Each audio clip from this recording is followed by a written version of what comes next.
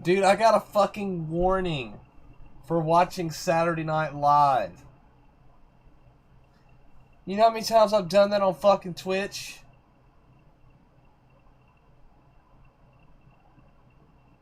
Stream got fucking deleted.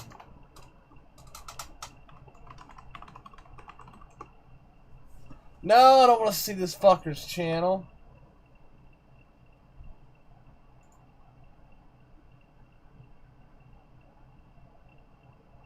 I ain't watching him. Resist the urge.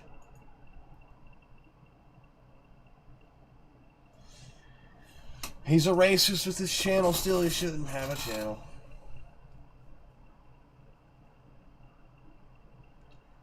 Dude, I'm afraid to look at shit.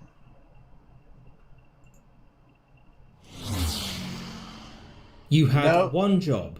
Most people have heard of kamikaze pilots, young men who were tasked with crashing their planes into enemy warships. These pilots could, ideally, accurately target important parts of ships and do more damage than a traditional bombing run. Also, it was believed that the display of a kamikaze pilot willingly sacrificing themselves for Japan would demoralize the enemy. Now, the effects of kamikaze attacks are well debated, but something not spoken about is what happened when they failed. What was to become of a kamikaze pilot that either missed or wimped out? So, some background. As of 1944, things weren't exactly going great for Japan, and the only hope of preventing America from defeating them was to destroy or at least cripple their capital ships, most importantly, their aircraft carriers. Simply attacking the ships with conventional means was too costly for Japan. As such, taking young pilots, sticking them into planes loaded with explosives, and then ordering them to fly into critical parts of enemy ships was deemed to be a better strategy. The men chosen for this weren't just some random chaps, but were some of the most gifted pilots in Japan. The training was harsh, but the rations were much better, and culturally, kamikaze pilots were revered. Pilots were expected to reflect on death in their time off to prepare them for their upcoming mission. Yet for some, this preparation and love for Japan wasn't enough to get them to introduce their face to the deck of an American warship. So what happened to failed kamikaze pilots? Well, many were shot down before they even completed their mission or could get there.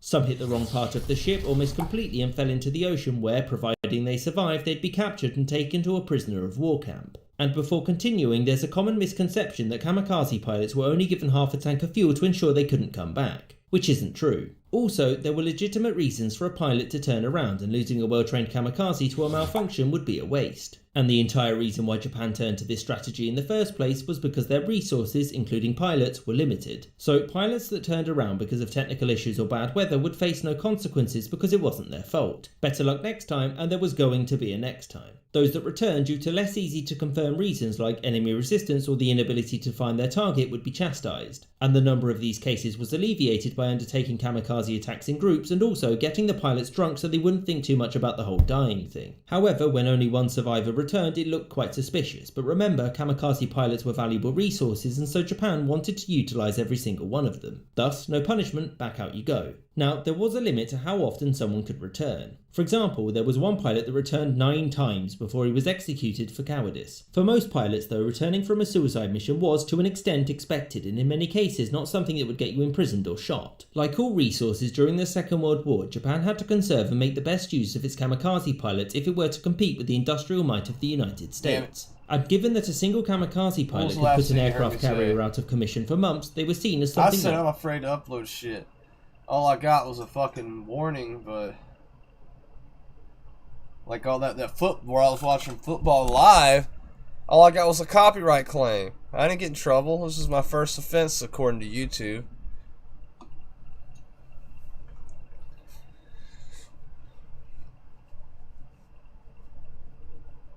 To be wasted, hence why returning kamikaze pilots weren't often punished.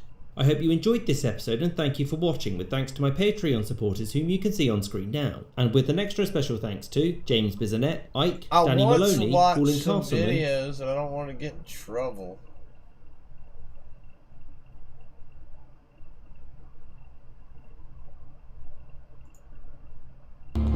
This episode is brought to you by Call of War.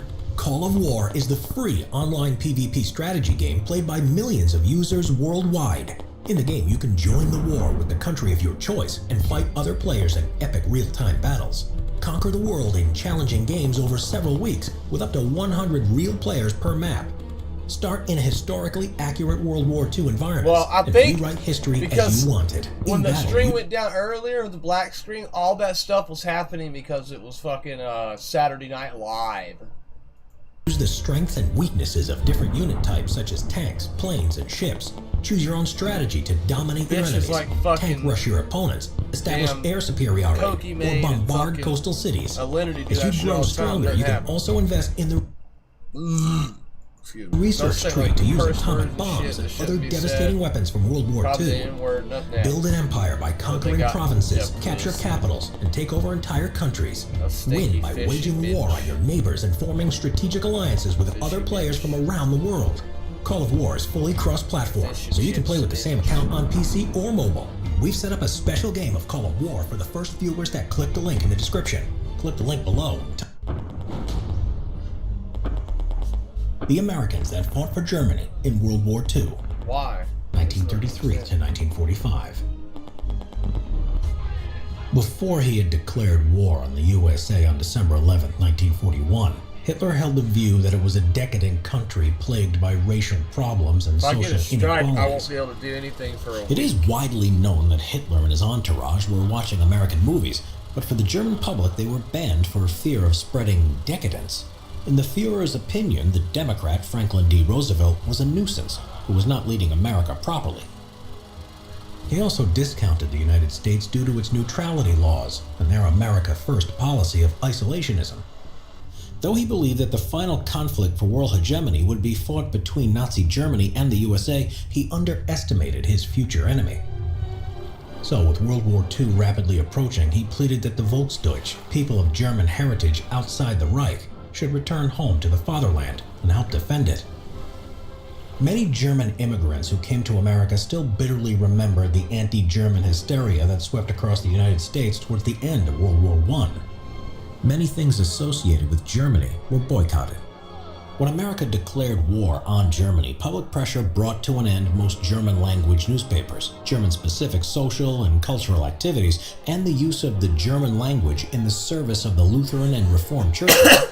In many places, even Beethoven That was so banned. easy for them. That was so easy for fucking Hitler to rise to power in his nation. 1914, 24% of American high school students studied the German language. Later on, German language courses practically disappeared from schools. Streets, neighborhoods, suburbs, towns, foods, and breeds of dogs lost their German names. Many families with German surnames Americanized or anglicized them, or at least changed the names of their businesses. Dachshunds became Liberty Hounds. At one stage, the sellers of sauerkraut were forced to give it the more American, patriotic name of Liberty Cabbage. Resentment started to grow among some German Americans about how they had been treated during this time, as they reflected on how the German language and culture was admired by many Americans before the outbreak of the First World War. There was a growing admiration of how Germany had eventually recovered after the war under the National Socialist German Workers' Party to become a new, dynamic, and reinvigorated nation. So, German Americans once again became proud of their heritage, and through such organizations as the German-American Bund, reconnected with their Germanic roots. But this also meant that these immigrants were being more and more exposed to a glamorized version of German National Socialism. This was due to the German government in the 1930s having established strong links with the German-American Bund, which had gained popularity, which in turn was becoming increasingly more fanatical and nationalistic in nature. So many felt it was their patriotic duty to return to Germany when it went to war with Britain in 1940. Each year in the 30s, many more Germans were returning to Germany from America than were emigrating there. It was the reverse of the previous trend. Those that did were mostly absorbed into combat units and fought alongside their new fellow countrymen. George Nafziger wrote in his German Order of Battle that the Waffen-SS had 5 U.S. Volksdeutsch, Americans of German descent. However, a lot of documentation regarding the immigration and repatriation of such soldiers did not survive the war. Such documents were kept in major cities that were bombed and are now lost in history. Therefore, the number of American Germans who went to fight for Germany during World War II is impossible to estimate. But some were put to specialist use as propaganda tools. Typical of this was Herbert Bergman, who was born in Minnesota to German immigrant parents. He had served in the U.S. State Department, and when the war broke out between Germany and the United States, he went to work as a broadcaster in Berlin for the German English-language radio station Die Bunk, which claimed to be the voice of all free America, transmitting from somewhere in the Midwest, but in reality broadcast from Bremen, Germany. After the war, he was convicted of 13 acts of treason. His defense was that he had been insane at the time, and he had been bullied into doing the broadcast by the Gestapo. Nevertheless, he was sentenced to between 6 and 20 years in prison and died in federal custody in 1953. But by far the most notorious of these lost sons of the Reich was Martin James Monty, an American from Missouri whose mother was of German heritage. In 1942, he joined the United States Air Force and had qualified to fly the P-38 Lightning and P-39 Airacobra. Monty ended up being promoted to first lieutenant, but his loyalty seemed to always be to the new Germany. So when he ended up being stationed abroad to India in August 1944, he deserted. He managed to get a lift on a military cargo plane to Cairo, Egypt, then caught a follow-on flight to Tripoli, Libya. Afterward, he talked himself aboard a plane to the Allied-occupied Italian city of Naples. After a few days of maneuvering, he managed to requisition a Lockheed F-5E Lightning for a test flight. He stole this newly repaired American reconnaissance plane and defected to the Germans. The Luftwaffe quickly replaced the aircraft's U.S. markings and gave it a new call sign before sending it to Germany, where the repurposed plane served its new owners through to the war's end. At first, Monty was given work as a propaganda broadcaster in a propaganda unit called SS Standard-Kutteges, under a pseudonym Captain Martin Weithaupt. In his broadcasts, he tried to convince American combat troops that the USA should fight alongside Nazi Germany against the Soviet Union. However, after only a few speeches, his job was changed to writing propaganda leaflets that were distributed to Allied prisoners of war. Monty even became an Untersturmführer in the Waffen-SS and was ordered to fight in northern Italy in April 1945. Shortly after his arrival in early May, the American-born Waffen-SS officer in German uniform surrendered to the U.S. Fifth Army in Milan and tried to convince them that he was an escaped American POW. At first, Monty was court-martialed for being AWOL and for misappropriation of the F-5E Lightning. He was found guilty and sentenced to 15 years of hard labor. At that early stage, prosecutors did not know of his defection or his propaganda activities on behalf of Germany. In early February 1946, President Harry S. Truman commuted his sentence to time served, contingent on his re-enlistment in the Air Force as a private. Monty did so and within 2 years had climbed to the rank of sergeant. Meanwhile, the Army intelligence officials poring over captured records in Germany uncovered evidence of his contribution to the Nazi war effort. On November 1, 1947, a Washington Post reporter broke the story. On January 26, 1948, minutes after the Army granted Monty an honorable discharge, the FBI arrested him. After psychiatrists deemed Monty fit to stand trial, a federal grand jury indicted him for 21 overt acts of treason. The minimum penalty was a 5-year prison term and a $10,000 fine. The maximum was death. Monty, during the trial, pleaded guilty. The judge imposed a prison sentence of 25 years and a fine of $10,000. Now, we will never know how many of those Americans with German heritage had responded to the call to return to the fatherland. It was not just answered from America, but also from around the world, though most likely in very small numbers. This episode was brought to you by Call of War. Conquer the world in challenging games over several weeks with a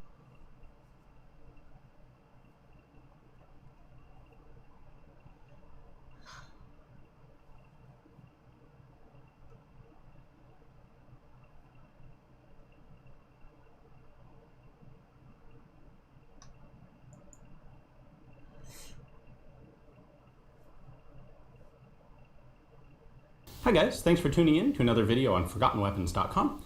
I'm Ian. I am here today at the James Julia Auction House. I'm taking a look at some of the guns coming up for sale in their October of 2015 auction. And this is a really weird one that I found in their first day, their sporting and collectibles auction, kind of the less expensive side of the auction here. In fact, I really don't know anything about it beyond what I can tell by looking at it. So this is marked Le Fachot, made in Paris. No serial number, no date, probably an experimental gun or certainly a custom built gun because, man, it has a weird operating system like I have never seen before. Now, I don't usually get into sporting shotguns and that's exactly what this is, but this one's weird enough that I just couldn't pass it up. So I'm not even going to try and explain it from back there. Let me bring the camera in here and let's take a closer look. All right, starting with a look at the muzzle, we have what appears to be a pretty standard over-under double shotgun. The grips, the forend, is a bit unusual, kind of like what you would see on a side opening shotgun, which is rare, but fairly well known. The action, however, is where this gets really quite unusual. So what we have here are two pivoting breech blocks. They open up like this to the side, both of them. If I push them all the way open, they lock in place.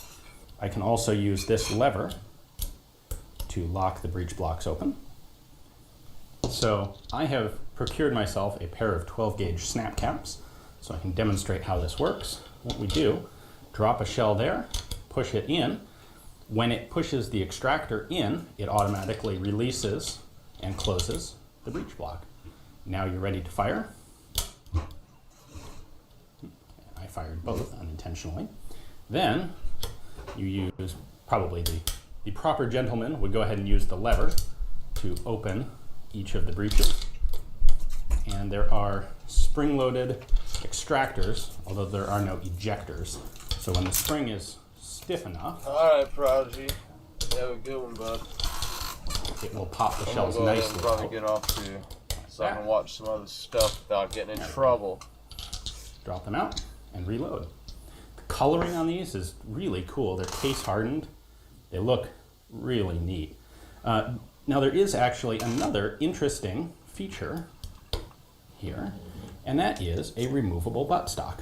So if I take this button and push it forward, the whole buttstock assembly rotates and comes off. Of course, taking down a shotgun like this is not particularly uncommon. In fact, it's more common than not, but that's certainly an unusual way to go